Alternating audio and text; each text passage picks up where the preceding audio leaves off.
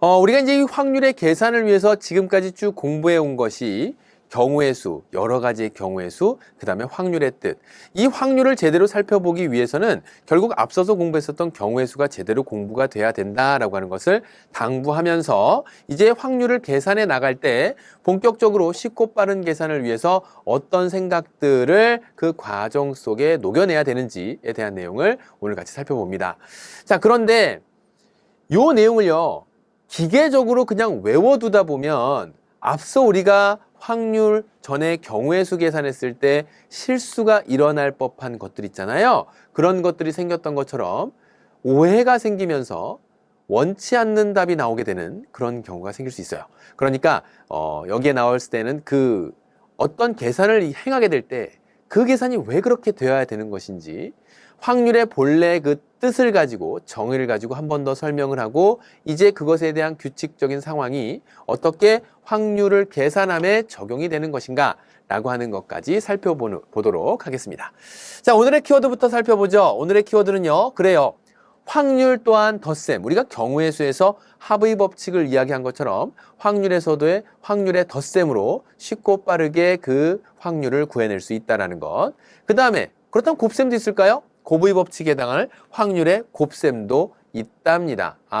확률의 덧셈, 확률의 곱셈. 앞서 우리가 경우의 수에서 곱의 법칙, 합의 법칙 등을 배웠었던 것을 다시 한 번 더 떠올려 보도록 하고, 그 다음에 여러 가지 다양한 확률들을 얘기할 수 있는데 그런 확률들을 계산해낼 때 연속하여 뽑는 경우의 확률, 자, 뭔가를 연속해서 뽑는다라고 하는 것은 그때 경우의 수가 어떤 조작에 의해서 바뀔 수 있다라는 거죠. 예를 들자면 뽑았던 것을 다시 원래대로 돌려놓을 것인지, 아니면 뽑았던 거는 치우고 다시 또 거기에서 그 안에서 치운 상태에서 뽑을 것인지, 그래서 복원시키느냐 복원시키지 않느냐, 어려운 말 같지만 복원이라고 하는 건 뭐예요? 뭐 이제 하드 복구할 때 복원 시점 뭐 이런 거 찾아라 그러잖아요. 우리 제 아들 컴퓨터 선생님보다 더 잘 다루니까 잘 알고 있을 거 아닙니까? 그래서 원래 그대로 돌려놓을 것이냐 돌려놓지 않을 것이냐, 그래서 연속하여 뽑게 될 때는 그런 부분들 주의해서 확률을 구해가 보도록 하고, 자, 그 다음에 나오는 것은 도형에서의 확률입니다. 자, 이때 도형에서의 확률을 구하기 위해서는 그래요, 넓이를 구할 수 있는 거. 다양한 도형들이 등장할 수 있어요. 그것이 삼각형이 될 수도 있고 사각형이 될 수도 있고 원이 될 수도 있고 다양한 도형들이 등장을 하게 될 때 그 도형들의 넓이를 또는 그 부분적인 넓이를 또는 도형을 똑같이 등분, 같을 등자 나눌 분자, 똑같이 나누는 그 부분을 이해하도록 하고, 그래서 이제 내가 구할 확률이 어떻게 되는지 또한 도형에서의 확률로서 접근해 보도록 하죠. 그러니까 확률 자체도 잘 기억해야 될 뿐만 아니라 추가적으로 등장하게 되는 이미 여러분들이 배웠었던 내용들 또한 잘 기억에 남겨서 더듬어 가면서 하나씩 내용 정리해 보도록 하겠습니다. 자, 그럼 오늘 첫 번째, 사건 A 또는 사건 B가 일어날 확률 그랬어요.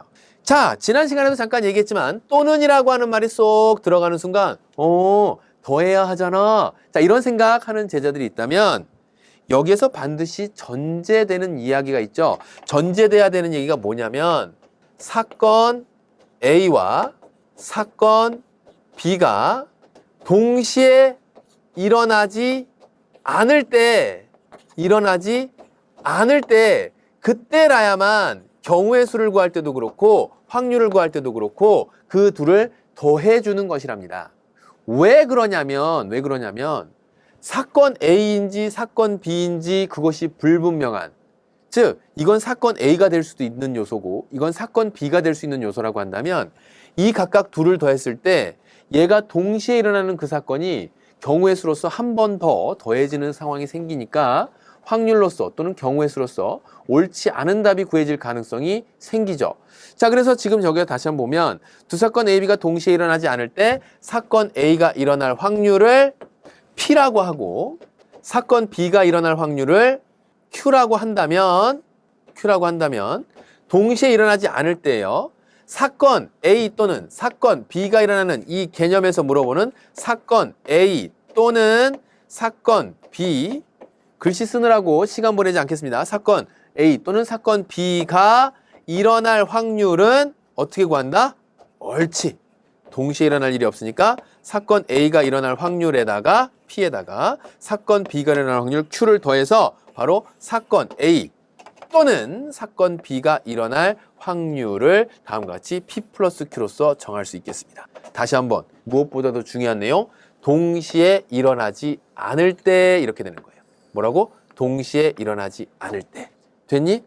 자, 거기에 나와 있는 한 개의 주사위를 던질 때 2의 배수의 눈이 나올 확률 6분의 3, 그 다음에 1 이하의 눈이 나올 확률 6분의 1, 2의 배수 또는 1 이하의 눈이 나올 확률 여기 2분의 1 더하기 6분의 1에서 3분의 2. 자, 요 예는요, 여러분들이 이 내용을 통해서 충분히 이해할 수 있으리라고 보고 선생님은 이 이야기 하도록 할게요. 무슨 이야기 할 거냐면 숫자 카드 가지고 얘기하겠습니다. 1에서부터 시작해서 12까지의 숫자 카드가 있어요. 첫 번째, 2의 배수가 나올 확률. 뭐라고? 2의 배수가 나올 확률.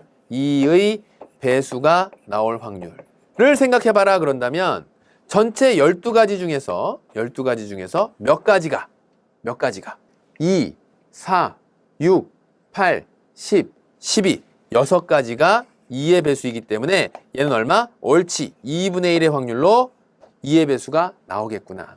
두 번째, 3의 배수가 나올 확률을 구하자. 그런다면 12개 중에 3, 6, 9, 12 해서 4가지가 3의 배수가 되겠구나. 그래서 3분의 1. 그래서 이런 얘기를 바탕으로 문제에서 묻기를 이렇게 물었다고 해보죠. 2의 배수 또는 3의 배수 라고 했다면, 이것이 나올 확률을 구하라고 했다면 내가 이 내용을 또는이 들어가면 무조건 더하는 거야 라고 생각했다가 큰 코 다치는 이유는 이거하고 더해버리면 6분의 2, 6분의 3, 6분의 5 나와버려요. 그럼 그 6분의 5라고 하는 게 도대체 무엇을 의미하는 건지 지금 내용을 살펴보면 3의 배수, 2의 배수 또는 3의 배수가 나올 확률을 구하라고 했을 때 이걸 경우의 수로 놓고 보자면 2의 배수가 나올 경우의 수 6가지에다가 3의 배수 나올 경우의 수 4가지를 더하게 되면 이때 중복해서 더해지는 게 있는데 바로 6의 배수입니다. 이 6의 배수가 바로 뭐가 되냐면 동시에 일어나는 경우가 돼버리는 거예요. 6은 2의 배수라고 할 거야? 3의 배수라고 할 거야? 11을 6의 배수라고 할 거야? 11을 2의 배수라고 할 거야? 3의 배수라고 할 거야? 그치?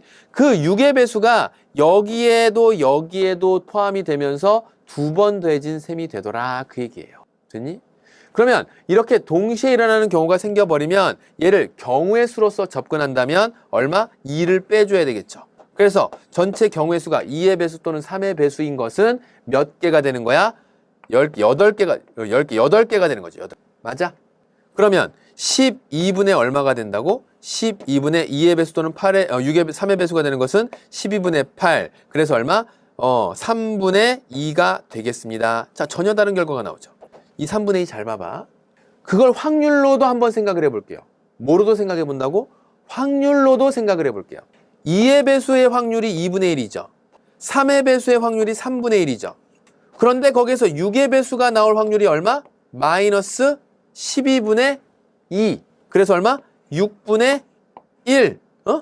12분의 2 되니까 6의 배수 12분의 2 되니까 12분의 1은 6분의 1. 이걸 한 번 더 빼줬다고. 그러니까 또는 나오면 무조건 더해야지라는 생각 말고 반드시 주의해야 될 건 이 두 개의 사건이 동시에 일어나지 않을 때만 더하는 거야. 동시에 일어나는 상황이 생기게 되면 그 동시에 일어날 확률을 빼서 생각한다. 내지는 각각을 경우의 수로 접근해서 생각한다. 라는 거예요. 그러니까 전체 경우의 수분에 해당하는 사건의 경우의 수로 놓고 본다면 확률을 구할 때 문제될 게 하나도 없어. 이걸 그대로 외워야 되는 상황이 생길지 않아도 돼, 심지어는. 그런데 우리는 이거보다 좀 더 빠른 접근을 위해서 곱이라고 하는, 합이라고 하는, 합의 법칙이라고 하는 확률의 덧셈을 생각해 본다면 얘는 6분의 얼마니 이거? 6분의 5 빼기 1이 되면서 6분의 4가 될 것이고 3분의 2 되는 거 확인할 수 있어요? 어때? 같아, 달라? 똑같이 나오게 되죠. 사실 이 부분을 이해한다면 확률의 덧셈 뭐 더 이상 어렵지 않아요. 그렇지? 해서 지금 선생님이 이야기했던 내용 잘 귀담아 듣도록 하고 다시 한번 사건 A 또는 사건 B가 일어날 확률을 구하라고 한다면 무슨 생각부터 해야 된다? 두 사건이 동시에 일어나? 아니면 동시에 일어나지 않고 서로 영향을 미치는 게 없어? 서로 따로따로 일어나? 옳지. 그것을 살펴서 문제를 풀어가라는 거죠. 됐나요? 자, 다음 내용으로는요. 사건 A와 사건 B가 동시에 일어날 확률입니다. 뭐라고요? 동시에 일어날 확률. 이 사건 A와 사건 B가 서로 영향을 미치지 않을 때예요. 우리가 경우의 수에서도 곱의 법칙을 얘기했을 때 두 사건이 서로 영향을 미치지 않을 때 사건 A가 일어나고 그에 따라 사건 B가 일어나는 사건 A, B가 동시에 일어나는 경우의 수를 구할 때 우리가 곱을 이용해서 문제에 접근했습니다. 그럼 여기에서도 마찬가지야.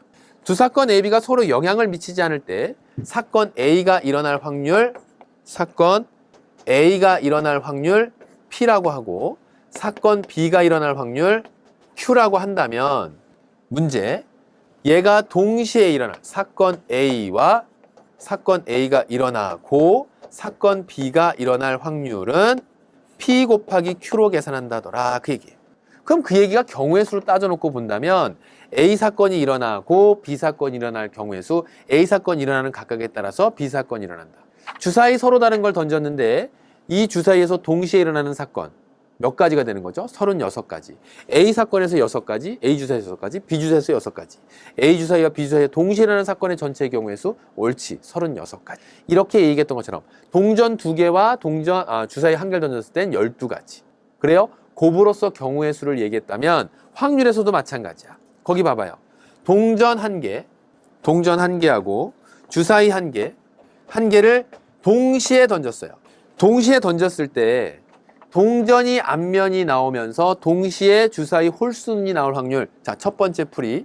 여기에서 뭐라고 이제 내용 줍니다. 동전은 앞면이 나오고 주사위는 뭐가 나와라? 주사위는 홀수의 눈이 나와라. 그런 확률을 구하자 그랬습니다. 얘네들을 동시에 던져서 주문은 이것을 구해내는 거예요. 자, 우리가 이제 확률의 곱을 배우니까 확률의 곱으로 먼저 설명을 하겠습니다. 동전이 앞면이 나올 확률. 동전이 앞면 나왔다고 해서 주사위는 나는 반드시 짝수의 눈이 나올 거야. 나는 2의 배수가 나올 테야. 그 얘기네요. 3의 배수가 나올 거야. 이렇게 결정되지 않죠. 서로 영향을 미치지 않습니다. 동전이 앞면이 나오고 그리고 주사위에서는 홀수의 눈이 나와라. 그랬으니까 홀수는 1, 3, 5해서 6개 중 3개. 그래서 6분의 얼마? 6개 중 6분의 3. 그래서 2분의 1. 그래서 동전이 앞면이 나오는 것과 주사위 홀수의 눈이 나오는 것 이것이 동시에 일어날 확률은 얘네들을 곱해서 4분의 1이라고 이렇게 계산합니다. 그거 알겠는데요, 선생님. 선생님이 요런 첫 번째 풀이와 더불어서 두 번째 풀이를 경우의 수, 전체 경우의 수로 다시 한번 접근해 보면 얘들아, 동전 1개하고 주사위 1개를 동시에 던져봐. 몇 가지 경우가 생기니? 전체 경우의 수는 2, 6, 12에서 12가지지. 맞아? 주사위, 동전 앞면 나오는 거는 앞면 한 가지 그 각각에 따라서 홀수의 눈은 몇 개? 3개가 있으니까.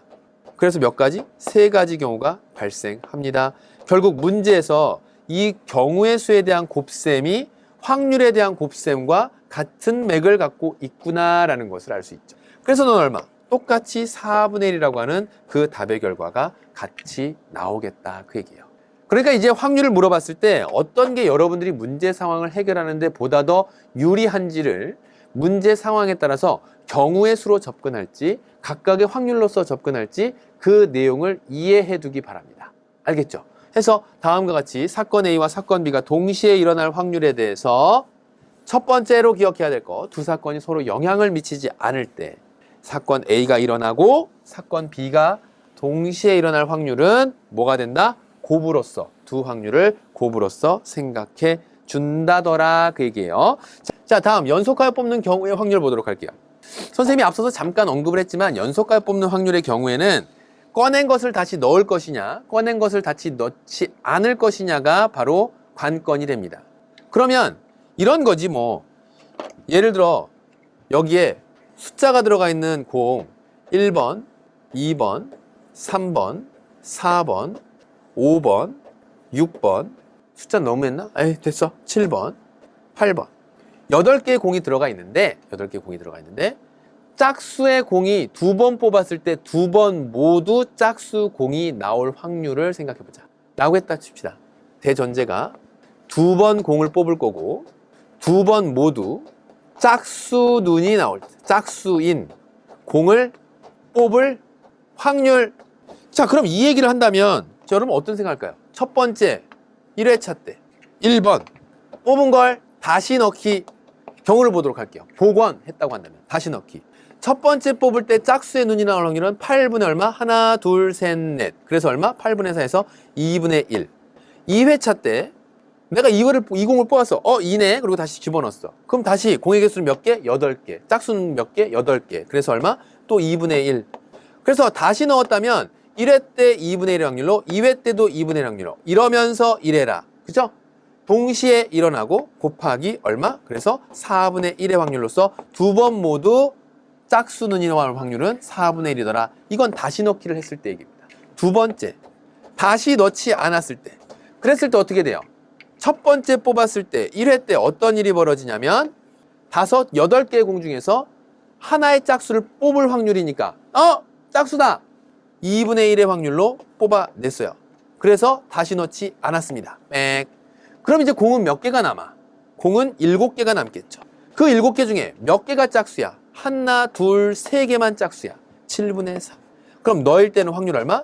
1회 때 이렇게 되고 2회 때는 또 마찬가지 그렇게 나와야 되니까 얘는 그러면서 1회라 동시에 벌어질 확률 27의 14분의 얼마? 3의 확률로서 전혀 예상치 못하는, 다시 넣지 않게 되면 이렇게 서로 다른 확률이 생길 수 있다. 됐나요? 연속하여 뽑되 그 연속하여 뽑은 것이 다시 넣을 것이냐 그렇지 않을 것이냐에 따라서 계산하게 되고, 이 곱셈의 계산이 왜 이렇게 만들어지는지는 동시에 일어나야 된다라고 하는 전제. 그 사건이 전 사건에 영향을 미치지 않는데 다시 넣느냐 넣지 않느냐에 의해서 영향성이 바뀌게 되니까 이렇게 서로 다른 확률이 나올 수밖에 없더라. 자, 이제 오늘 마지막 개념인데요. 도형에서의 확률이에요. 도형에서의 확률은 그 도형을 잘 나누어 놔야 돼요. 이게 무슨 얘기냐면 여러분들 교재에도 나와 있죠. 선생님 여기다 한번 그려볼게요. 이렇게 싹싹싹싹 싹싹싹 쓱쓱싹싹 쓱쓱싹 싹싹싹싹 싹싹싹 샥샥샥 샥샥샥. 한 변의 길이가 일정한 이러한 정사각형을 각각 가로 세로 3등분씩 해서 전체 9등분을 하고 이 세 군데다가 색칠을 이렇게 했습니다. 여러분들이 다트 또는 화살을 쏘는데 여기 색칠된 부분에 맞힐 확률을 구하라 라고 물어봤다 칩시다. 그러면 전체 9개로 똑같이 나눠진 것 중에서 얼마? 세 군데에 맞출 확률이니까 9분의 3. 그 세 군데 각각의 서로 넓이가 같죠. 그래서 이 색칠된 부분에 맞출 확률 얼마? 3분의 1. 끝! 이게 도형에서의 확률이에요. 얼마나 간단해. 그쵸? 선생님이 그 내용을 전체 도형의 넓이분에 해당하는 도형의 넓이, 전체 도형의 넓이분에 해당하는 도형의 넓이, 이걸 막 외우라고 할까? 아니요. 이 정도 내용이라면 여러분들 직관력 가지고도 충분히 해결이 가능한 거죠. 한 번 더 의문이 드는 친구들은 거기에 나와 있는 내용 참고해주면 되는 것이고, 문제로 바로 넘어가서 선생님과 함께 차근차근히 해결해 보도록 할게요. 도형에서의 확률, 넓이를 생각해야 된다더라. 그러니까 혹시 지금 이 상황에서 초등학생들도 알고 있는 도형의 넓이, 사각형의 넓이라던가 삼각형의 넓이라던가 아니면 원의 넓이라던가 등을 모르게 된다면 깊이 반성하면서 꼭 기억해 놓도록 합니다. 문제 봐요. 다음 그림과 같이 계산도 필요 없이 여기에 친절하게도 8등분된 원판 그랬어요. 같을 등자 나눌 분자 똑같은 크기로 나눠 놓았고 그게 8개예요. 이 원판에 화살을 쐈을 때 소수가 적힌 부분을 맞힐 확률을 구하라 그랬습니다. 화살의 경계선에 꽂히거나 관역을 벗어나는 경우 없다라고 했다면 이때 소수는 1과 자기 자신만을 약수로 갖는 수, 여기 얼마? 2. 여러분들 교재에 잘 나와 있죠? 1, 2, 3, 4, 5, 6, 7, 8 이렇게 써 있어요. 그러면 여기에서 살펴볼 수 있는 소수라고 한다면 2, 3, 5, 7 8개 중에 몇 개? 4개가 소수가 되니까 그 4군데의 영역은 전체 8개로 나뉜 것 중 4개라고 하는 것이고 8개로 똑같이 나눈 것 중에서 4개가 되니까 뭐 너무너무 쉽네. 2분의 1의 확률로서 소수의 눈을 맞히겠습니다. 끝.